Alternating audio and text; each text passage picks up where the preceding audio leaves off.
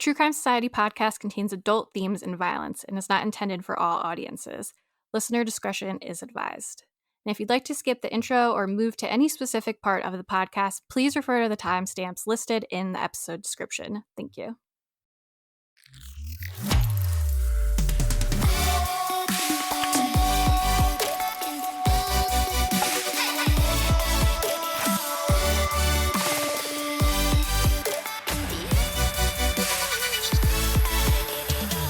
What's up, guys? Welcome back to another episode of the True Crime Society podcast with Stephanie and Olivia. It's December 12th right now. We are getting closer and closer to the holidays. I think it's, officially 2 weeks away? Friday the 13th here today. We're on the Oh, yeah, tomorrow's Friday the 13th. And it's like a big full moon coming, I think, Sunday or something as well. So it's all going to be happening. Yeah, this has been a crazy week for sure. It has. Been very busy. Yeah. Turkeys at my house every morning waiting for me. Like all 23 of them, at least. I feel like the cicadas aren't quite as loud this week. I think it might have been Patreon that we spoke about it, but I downloaded a decibel counter because last week it was just insane. And when I went outside, the decibel thing, it said it was as loud as a concert, and it really was. Yeah, that's insane. Mm. So this episode's going to come out right before Christmas, like the week before Christmas. So I hope y'all are ready. Hope things are going great in the future. Hope everyone's holiday shopping is done. I was just going to say, so this is our last episode for the year, essentially, because we are taking off the Christmas week and we'll be back with a new episode on the 2nd of January. So this is our last 2024 episode. Yeah, so if you're really going to miss us and you don't have Patreon, go check that out because we have a ton of bonus episodes on there. There's like over like we must 70. Yeah, I was going to say, because I know we were definitely over 60, so I feel like we'd be close to 70 if we haven't already gone over that. So, and some of them are really long, like some of them are nearly an hour long. They're at least half an hour long every single week. So if you need a fix while we're off, go and check that out. Yeah, and if you sign up, you get access to all of the older ones. I was just thinking about, I'm pretty like sore sitting here, and I did talk about this. I kept meaning to. Mike made an impulse buy of getting the Oculus. I guess now it's Meta Quest because Meta bought it, the virtual reality thing. And I've been playing Beat Saber as a workout sometimes, and it's so cool. And it like kicks my ass playing Beat Saber. Do you know what it is? No. So you know, like the virtual reality headset that Facebook essentially has, Meta. It's like you put it on and it's like, virtual like reality. Yeah. Yeah. And they have this cool thing where it's pass through, so you could still see like your living room, but it will have stuff in it for the games, which is pretty cool. But playing Beat Saber, it's kind of like DDR, but with lightsabers. So you hold the controllers and these flying boxes come at you to songs, and you have to like swipe them a certain way. When you do fast songs, it's like a workout. I was doing Master of Puppets by Metallica last night, which is like an 8-minute long song. I kept failing halfway through, but it's so fast. It's so hard. I was sweating. My heart rate was like over 150, and it was a crazy workout, but it doesn't feel like you're working out, which is good because it's fun. Just FYI, also, this is not an ad for Beat Saber or the virtual reality. I just really like it, and I think it's funny that like I'm really sore from playing this stupid game today because that's how much I like don't work out my arms or anything.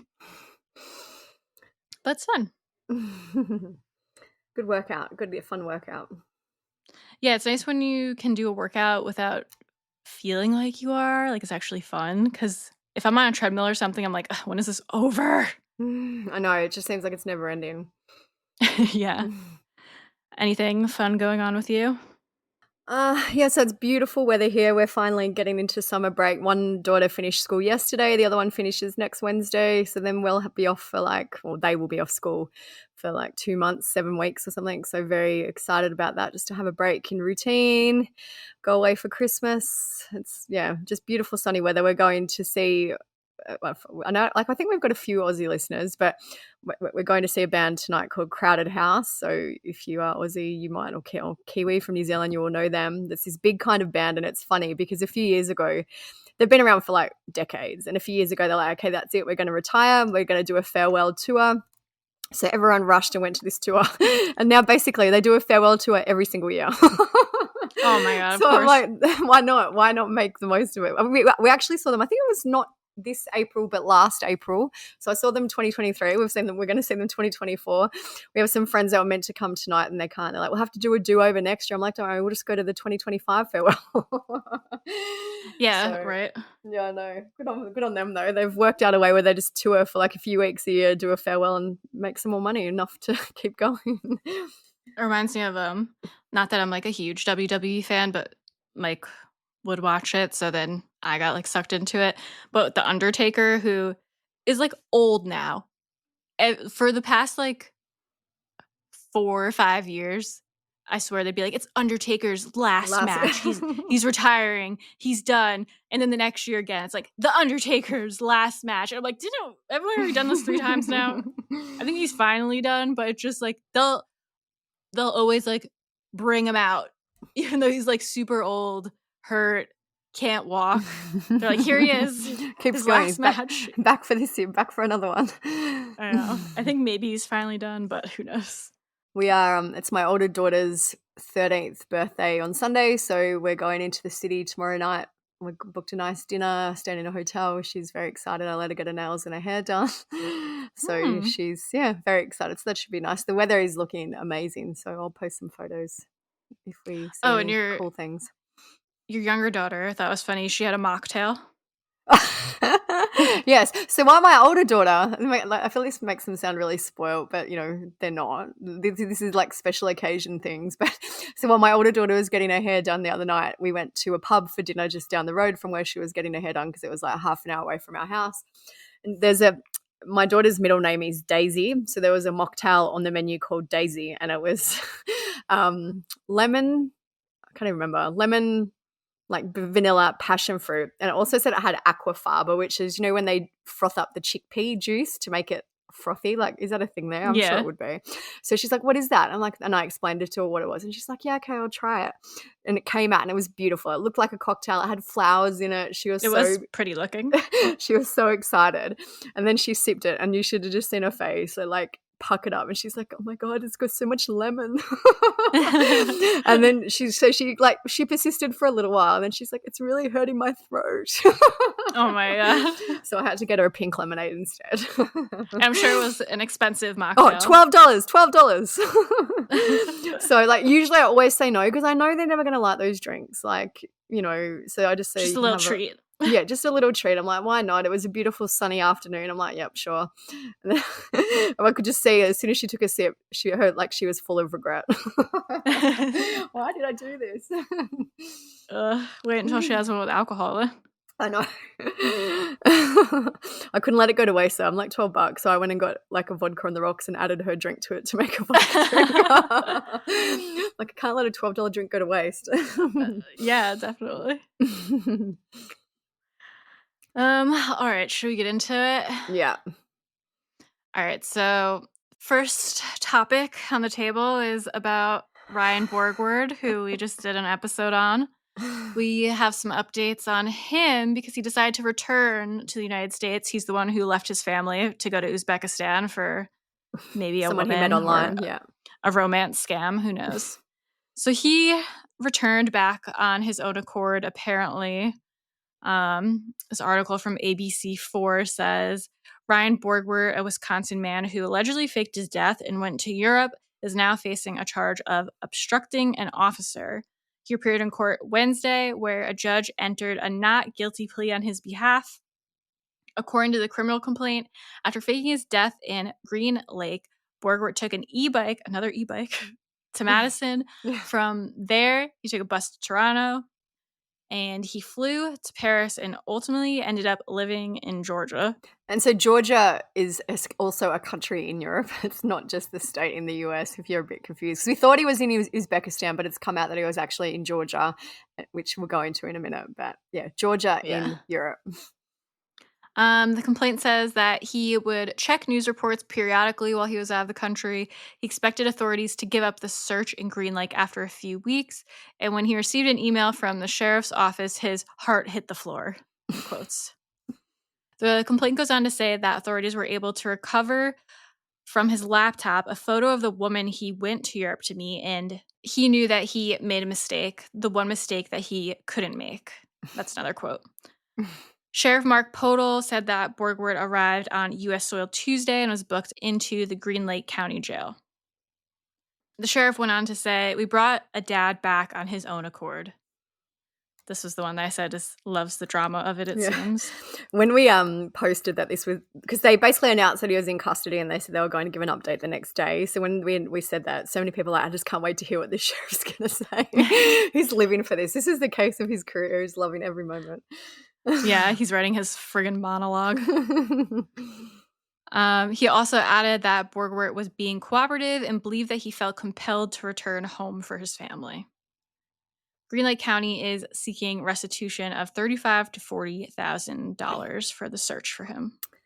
So a lot of people have asked questions, basically, because disappearing isn't illegal. You can disappear. You don't have any, you don't need to tell people where you are if you don't want to. If you want to disappear of your own violation, that's fine.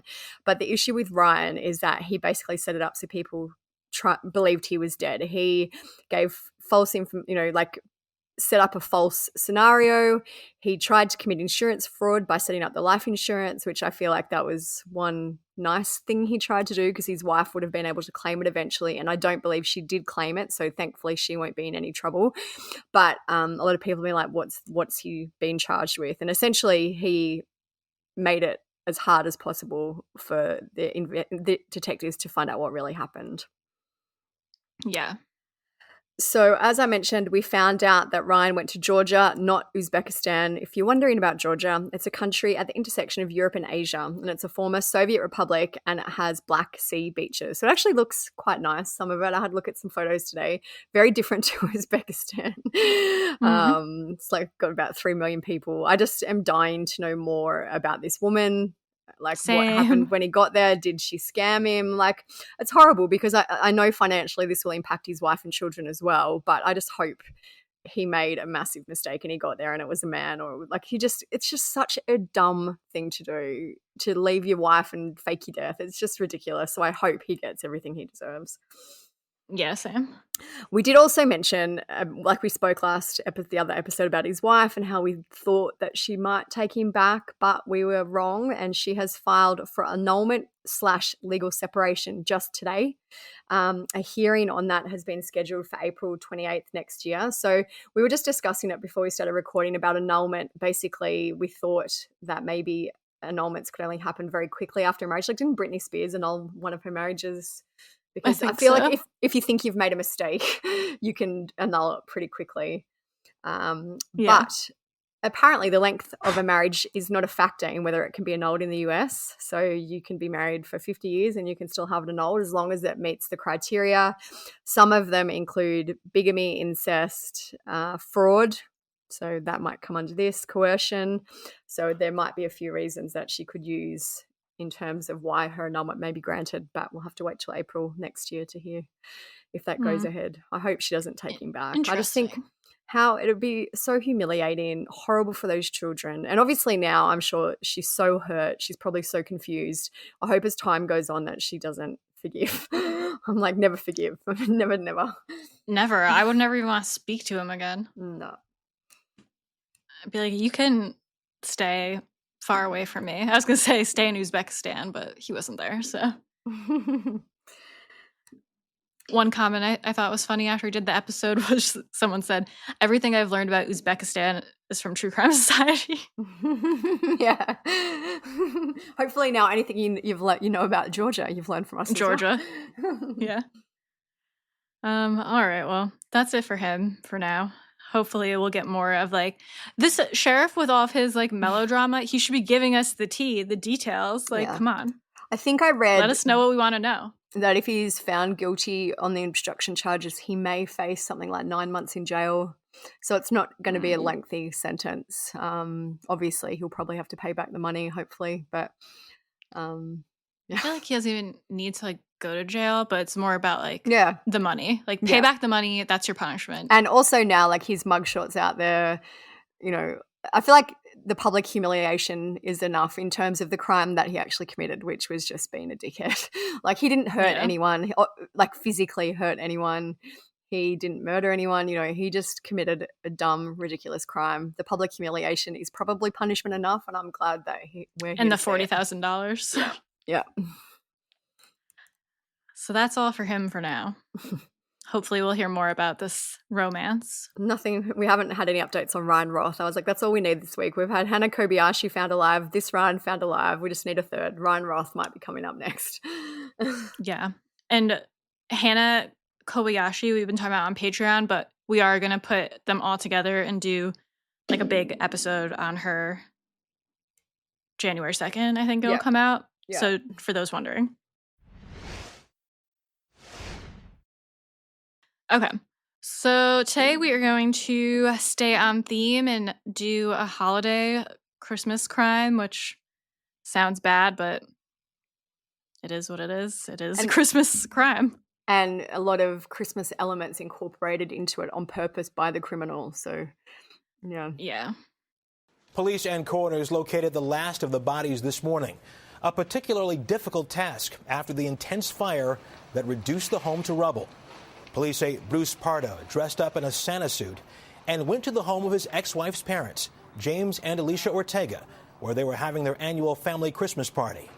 There, he began shooting, starting with the 8-year-old girl who opened the door. She was severely wounded. Then he opened a gift-wrapped package, a pressurized tank that police say Pardo had rigged up to blast a mixture of race car fuel all over the house. Pardo was severely injured during that explosion. He suffered third-degree burns on both arms. It also appears that the Santa Claus suit that he was wearing did melt onto his body. Pardo then drove to his brother's house, where he shot himself. Police found explosives in his rental car there. It blew up while they were trying to defuse the bomb, but no one was injured. Pardo's murderous scheme may not have ended with his in-laws' party.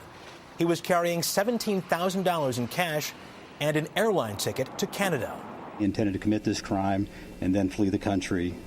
What it appears is that he didn't anticipate injuring himself to the point where obviously he took his own life. Pardo owed $10,000 to his ex-wife Sylvia after a bitterly contested divorce settlement signed just last week.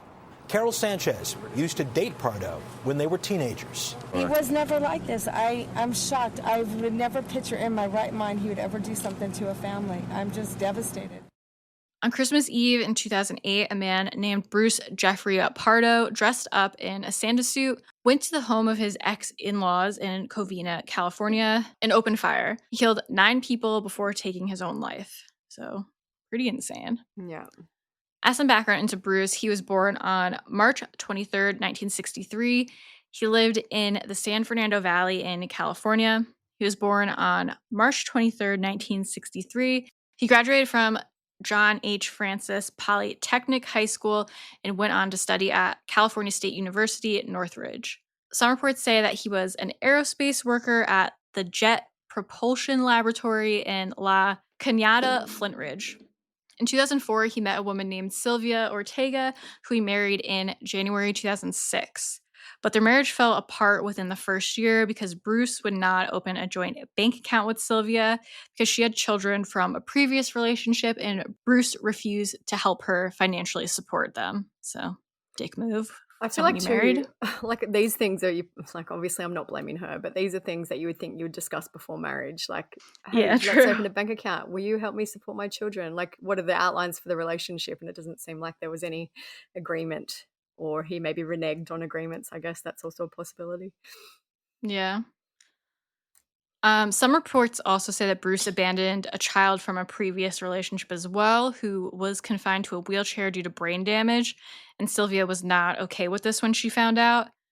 And despite abandoning the child emotionally and financially, Bruce continued to claim him as a tax write-off regardless. Sylvia ended up filing for dissolution of marriage on March 24th, 2008. In July of that year, Bruce was fired from his job when his employer realized that Bruce was fraudulently billing clients for hours that he didn't work. Bruce said he was denied unemployment in August and that he was desperately seeking work with various companies. In legal documents from the divorce, he wrote, "I was not given a severance package from my last employer at termination, and I'm not receiving any other income. I'm desperately seeking work and have since applied to many jobs, resulting in several job interviews. I asked for support just until I gain employment. Bruce also tried to argue that Sylvia was living with her parents, not paying rent, and lived an extravagant lifestyle. He said she purchased a luxury car, went on gambling trips to Vegas, and spent money on fine dining, massages, and golf. So in the settlement of the divorce, Bruce got the house, and the property was valued at more than $500,000, but they only had $106,000 in equity. The mortgage payments for the house were $2,700 a month. Bruce complained in a filing that he had monthly expenses of $8,900 and ran a monthly deficit of $2,678. So the court ended up ordering him to pay $1,785 a month in spousal support and put him on a payment plan of $450 a month for the $3,570 that was already unpaid. So they ended up reaching the settlement for everything on December 18th that year. As part of the settlement, Bruce owed Sylvia $10,000. He also lost custody of a dog that he loved, and he did not get back a valuable piece of jewelry in the split. The settlement stated, no counseling or delay could help restore this marriage. There are irreconcilable differences which have led to the complete breakdown of the marriage. A reporter said, this divorce shattered Bruce Pardo. It became his obsession. Bruce began to plot ways to get back at Sylvia. I think that he decided he wasn't going to just kill her, but he was going to kill everything that she loved and take it, wipe it off the face of the earth. His attorney said Bruce had trouble making the spousal support payments after he lost his job. As part of the settlement, those payments were waived, and Bruce just had to pay the $10,000 to finalize the divorce. I also don't get why he didn't sell the house because of the equity, I guess. Yeah, But and he'd it still get sounds like something. he was in money trouble, but essentially $10,000 is not that much Not that money. much to just be done with it. Yeah, and rather than do that, he decided to do what he did, just pay the $10,000. But no, he decided to murder 9 people and then take his own life. Yeah. So despite the messy and bare divorce, many people only knew Bruce's good side. His attorney would later say, all of my dealings with him were always pleasant and cheerful. Bruce had no criminal record or history of violence, and neighbors knew him as a friendly man who walked his dog and was a volunteer usher at his church. Jan DeTana knew Bruce from church and said, he was very outgoing, he was very friendly, he always greeted you with a smile, he was a pretty big guy and had a firm handshake. It's a shock to everybody that knew him. You just don't know what's going on sometimes. It's interesting because it seems like he had these two kind of personas. He had this one that he portrayed to, at church. All these people and his neighbors thought, he was great, just a normal guy. But then he's an absolute jerk to his disabled son. Seems like he was probably a jerk to his ex-wife as well. Just shows that you really don't know what goes on behind closed doors. Yes, it's like some people who are like that are just very charismatic and personable. Yeah. And know how to put it on when they have to. Master manipulators. Yeah. So police believe that Bruce started to form his plan in the summer of 2008 when he began purchasing guns and ammunition. In the early fall, he ordered a custom-made Santa suit from a seamstress that cost $300 and came with boots, a belt, glasses, and a hat. And he told the seamstress that it was for a holiday party and requested it to be extra large so that he could be extra jolly. That year, Bruce decorated his house with lights for Christmas and put nutcrackers and candy canes on his fence. He was supposed to deliver the $10,000 settlement to Sylvia's attorney via cashier's check on December 19th, but did not do so. So at 10 p.m. on Christmas Eve in 2008, Bruce's neighbors saw him leaving his home in his car and they wished him a Merry Christmas. One neighbor was a teenager and he spoke to the media about it. He said, my dad was like, where are you going? And he said, I'm going to a Christmas party. And then he left. So at 11:30 p.m. on December 24th, still the same night, Bruce drove a rental vehicle to the home of Sylvia's parents, who are Alicia and Joseph Ortega. Alicia was 70 and Joseph was 79. Bruce wore his Santa suit that he'd had custom made at the time. So there was a bunch of people inside the house. They were having like a Christmas Eve dinner party. Sylvia, the ex-wife, was there. We're just going to name the victims because obviously some of these people probably prefer their anonymity. They don't want to be involved with the case. But the members of the family that were involved, Charles Ortega, he was 50. Cherie Ortega was 45. James Ortega was 52. Teresa Ortega was 52. Alicia Ortega Ortiz was 46 and Michael Ortiz was 17. So there were other children in the house, but basically it just seems like they were having a party for Christmas. Mm-hmm. Bruce had multiple handguns with him. He had also gift-wrapped an air compressor that he had converted to spray out racing fuel. This is just insane. Like, imagine doing that. On him, he also had an airline ticket for a Christmas Day flight to Canada and $17,000 cash on his body. So why didn't he just pay the $10,000 if he could have $17,000 cash? How ridiculous. Anyway, some of the cash was attached to his legs with plastic wrap and some was put in a girdle. An article from the LA Times says that the family had been playing a game of poker after their dinner and many of the adults in the house were getting ready to leave for the night. So a lot of them, like it sounds like a lot of them were actually congregating near the door. Like they were saying goodbye. They were getting ready to go, which made it even more deadly because essentially he opened the door and they were started all together. massacring. Michael, who was the 17-year-old teenager that we mentioned, was playing on his computer in another room. So Bruce knocked on the door and an 8-year-old girl named Katrina answered and she said, Santa Claus, Santa Claus. Oh no, gosh. Bruce pulled out a gun and shot her in the face. He then started firing at everyone else in the house. One of the victims, Charles, recognized him and said, it's Bruce, before he was murdered. And someone else screamed, run, run. The Covina police chief, Kim Rainey, said there's some information that he stood over them and shot them execution style. So as we said, 9 people would die in his rampage. Another relative, Irma Ortega, spoke to the media later and said that some of the victims tried to fight back even after they had been shot. She said even bloodied, they got up, they stood up. They tried to grab him to stop him, but they couldn't. The only one of the Ortega's children to survive was Letitia. So the Ortegas are Sylvia's parents. That's his ex-wife's parents. Basically, they died and they lost all their children except for one, who's Letitia. And she's the mother to Katrina, who was the girl who opened the door to Santa. Thankfully, Katrina also survived. She was wounded. Wow. Yeah. Letitia would say that she called 911 and that she'd hidden under a table. She told the police dispatcher in the 911 call, I heard the shots. Everyone started panicking and running and we all dove under the dining room table. She said she made a break for safety after Katrina left the house, and it's believed that Katrina survived even though she was shot in the face because she turned her head at the last moment. So from what I've read, she was kind of shot more so in the jaw rather than if she had have stayed straight, it would have been straight through her face, but it kind of went more through her jaw. Letitia screamed at the dispatcher, I need someone to come over and help my daughter. She's bleeding. She's been shot on the side of her face.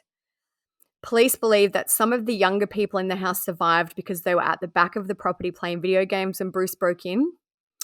So after Bruce opened fire and killed all the people, he unwrapped the air compressor package and he sprayed fuel around the home. They believe that he was planning to then ignite the fire with a flare, but the fuel came into contact with an open flame before that and caused an explosion. So Michael, who was the teenager that we mentioned, he died after the house exploded. He wasn't shot by Bruce, but there was this massive explosion. Bruce thought he could control when the flames happened, and there was a massive explosion before he could do that. A neighbor called 911 immediately following the explosion and said, come immediately, they're burning down someone's house. One lieutenant who arrived at the scene said, when I arrived, to describe it as apocalyptic would be accurate.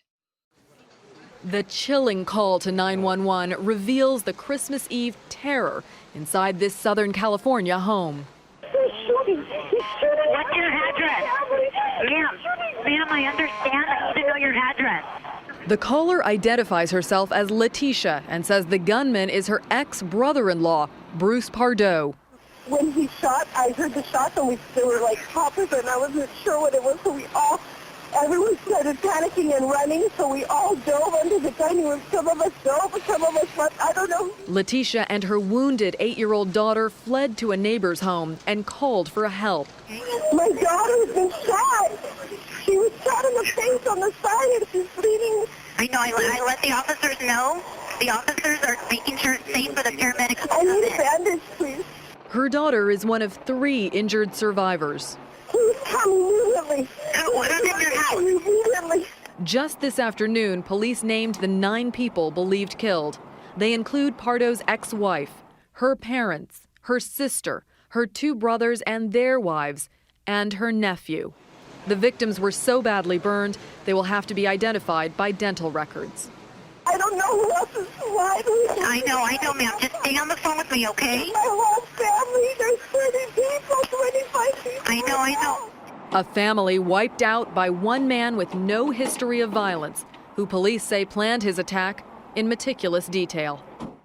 Bruce's mother had also been scheduled to attend the party, and she decided not to go at the last minute because she was sick. And it's believed that he also intended to kill her because he felt that she was siding with Sylvia in the divorce. So he had plans to kill his own mother. Wow. The seamstress who made the Santa suit spoke to the media, and she later spoke about what Bruce had ordered. She said he wanted it huge, bigger than he was, because we mentioned that he wanted to be extra jolly. But she said that's when it triggered it to me, because I heard on the news that he carried some guns inside the suit and he had the money. So he obviously needed it to be bigger so he could disguise what he was carrying to carry out this massacre. After the unexpected explosion, it's thought that Bruce suffered burns that were so severe they seared his Santa costume to his skin. So I'm assuming it was probably like, the Santa costumes are usually kind of fuzzy and furry and very flammable, very synthetic. Yeah. So I'm assuming it was something like that. I hope he suffered. Me too. Lieutenant Tim Doonan said he was probably in a great deal of pain. So there's some photos of the house. It's destroyed. Like, it looks like the roof was blown off. It's a shell of a house. It's not just that there was a fire. It was gutted, basically. Yeah, it looks like it collapsed in parts. It's like a bomb went off, which I guess it kind of did. Yeah. So despite the injuries, he changed out of his Santa suit, that would have been so painful. I can't even imagine ripping that off. Obviously, with your skin, he was insane. So maybe, I guess, in adrenaline and things like that. But imagine taking the seared to your skin Santa suit off. The pain of that would be excruciating. Yeah. He changed out of the Santa suit and he drove 40 miles to his brother's house. He left the suit. Wild how much adrenaline will keep you going. Yeah. Even I know I don't want to go on a tangent. Remember Anne Heche when she was in that car accident and they were wheeling her out, and then she literally tried to get off the gurney, even though she would end up dying from those injuries. It's adrenaline can really keep you going for a while. So he left the remains of the suit in the car and he booby-trapped the car with a tripwire set to ignite black powder and also to detonate several hundred rounds of ammunition when someone tried to go into the car. This guy's an absolute psycho. Yeah. Bruce then broke into his brother Brad's house and shot himself once in the head. So he basically went to his brother's house, booby-trapped the car, went in, shot himself dead so his brother would find him. His brother did find him that night when he came home from a Christmas party. It says once they arrived, Brad called police, and once they arrived, police found a single shot from a 9mm handgun in Bruce's head. There was a 9mm pistol in his lap, and there was a second 9mm on the floor. When police were called, they discovered the car. The car did explode when a bomb squad tried to dismantle the booby trap, but thankfully no one was hurt. Police also found a second getaway car, which was a rented SUV outside the home of his ex-wife's divorce attorney in nearby Glendale. That was packed with spare fuel tank, maps of the US and Mexico, clothing and Christmas presents. So this is kind of speculated that Bruce was intending to go and murder the attorney of Sylvia as well. He had all these plans. I don't know, he had the Canadian air ticket. He had maps of the US and Mexico. I guess he was just trying to cover all bases. I guess he didn't know what was going to happen. But that attorney it also seems like he wasn't initially planning on killing himself or dying initially if he had all this stuff to flee. I guess when he got those injuries, the burns, because he's probably thought, well, I can't get assistance for these burns. What else am I going to do now? Yeah, whereas if he wasn't injured, he could have taken off. Yeah, karma. Yeah. So when police searched Bruce's own home, they turned up racing fuel, 5 empty boxes for high-powered semi-automatic handguns, and 2 high-powered shotguns. A member of the Ortega family told the media he wanted to kill everyone, even his own mum. He was a monster, and that man was a monster. He killed good, hardworking people who had many friends and who loved the United States. So, love the United States? What? No, it's a random quote. Anyway, so Letitia, who is the mother of Katrina, so they were the main survivors. Letitia was the mother of the child who was shot in the face. She appeared on Oprah in 2016, 8 years after. She said, "I can't do anything to change what happened. I can only focus on the future. This is what he's done. Enough. I'm not going to allow you to continue to consume us with your evilness. You didn't want that anger to live within you day to day and grow just like you did with this monster." It always blows my mind that people can be so wise and move on from a tragedy like this. Like, she lost a whole entire family. Even when we had the Aunt Diane episode where the couple lost their 3 daughters, just that people, I guess eventually you have to move on and live your life because it's all you've got left. But just how you could ever recover from a tragedy like this, I don't know. Yeah. She spoke to the Daily News in 2017. She said, "I lost my identity completely. I also always used to tease them that I had 5 sets of parents, everyone telling me what to do and how to do it. I can't even tell you how much I miss them." She said, "Everywhere you turn, there are memories of what we used to have and memories of that night. You can't escape it." She said that Christmas will always be there and we will continue to celebrate it. It's sad that Christmas will always have bad memories for them. Yeah. It's supposed to be like a fun holiday. Yeah. So Katrina was 8 at the time of the massacre. She's obviously a grown woman now. Following the Parkland, Florida school shooting, she attended a gun control rally. And she said, "Being able to really fight for something that is truly, truly close to my heart is very different." She said, "Another one of my cousins had been shot, and it's not something I needed to know all the details to. I just knew I had to keep fighting, and I knew that I would live my life to the fullest for each and every one of my family members and for everyone affected by gun violence." At the rally, she said, "You're left here on earth for a reason. You're left here for a purpose, and your job is to keep fighting and to shine that light on everyone else that has been affected." That's really nice.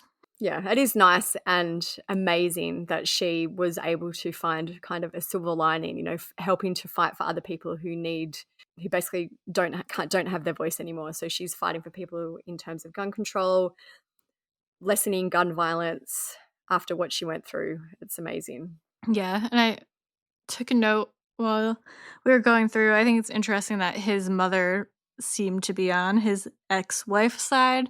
I feel like that just kind of goes to show that he probably was an asshole. Yeah, definitely. Like, your own mother's like, I agree with your ex-wife. And one thing I just find especially heartbreaking about this case is that little 8-year-old girl would have been so excited to open the door and see Santa. And he obviously had like gift wrap presents, which was a flamethrower in the end. But like, imagine just that little child and the horror that she would have felt. Just some people are just despicable. How you could do that. I could understand being angry at the in-laws and the ex-wife, but why? And it's like what the reporter said. Basically, he just wanted to kill Sylvia and destroy everything that she loved. Yeah, it seems like he is just a real psycho. Like, it's almost unbelievable that he was so bitter about the divorce. And I get being stressed about money is stressful, obviously, but the planning and pettiness, almost like just the evilness, all the little steps to really, Christmas is supposed to be a fun time, all the families come together, and how he just was like, I'm gonna get a Santa suit, and everything that he went through to just make this really evil, awful, calculated, petty plan to kill all of them. Yeah.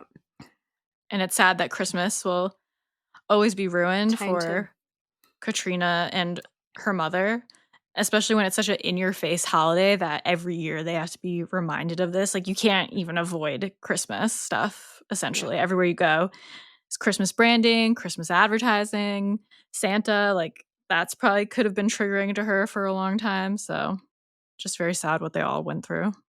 And the other thing I just find terrifying as well, that all these people came out and were like, "No, he seemed like a nice guy." It just shows you that you really don't know who you can trust. You don't know what your neighbors are doing behind closed doors. Obviously, we want to hope and assume that mostly people are generally good, but it just takes one person like this to snap and destroy, like, even that follow on. Like, I know he killed 9 people, but imagine the extended families of those people, the community, the neighbors, the first responders, all those people whose lives were forever changed by this guy who planned this for months and months and months, and nobody knew.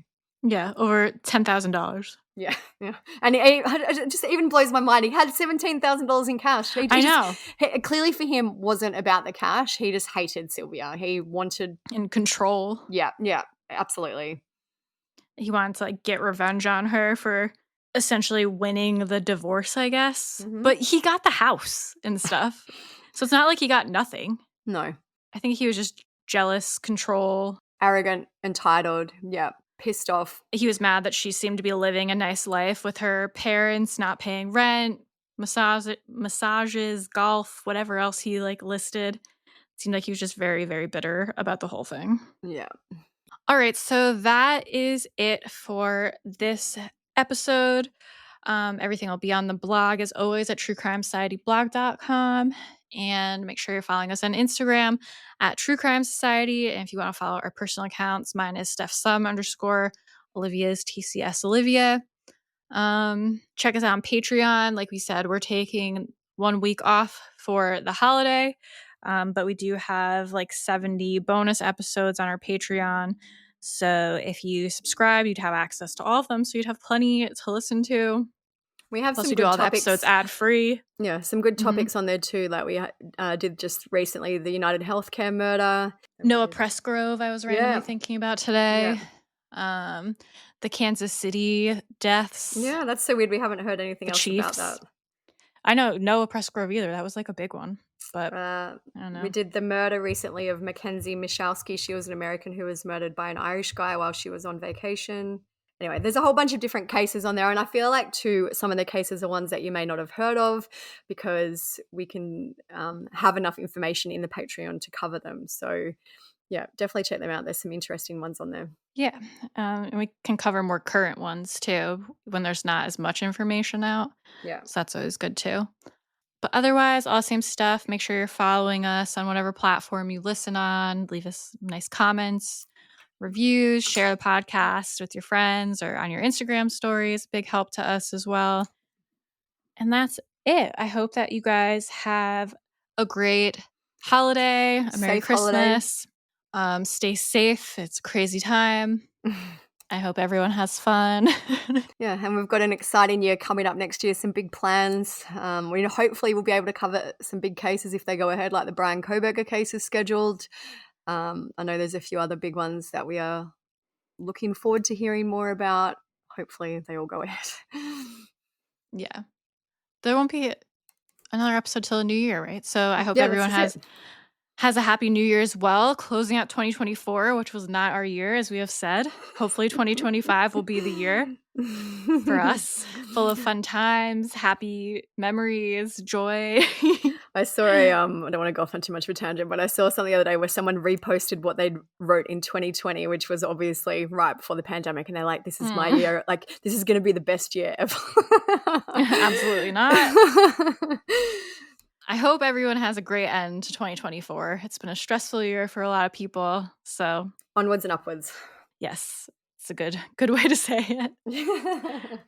So thank you guys for listening. Thanks for sticking with us this year and every other year. Yeah. And we'll talk to you guys next year. Make that joke. See you next year. See you next year. All right. Stay safe, everyone, over the holidays. Peace out. Bye. See ya. Thanks for listening.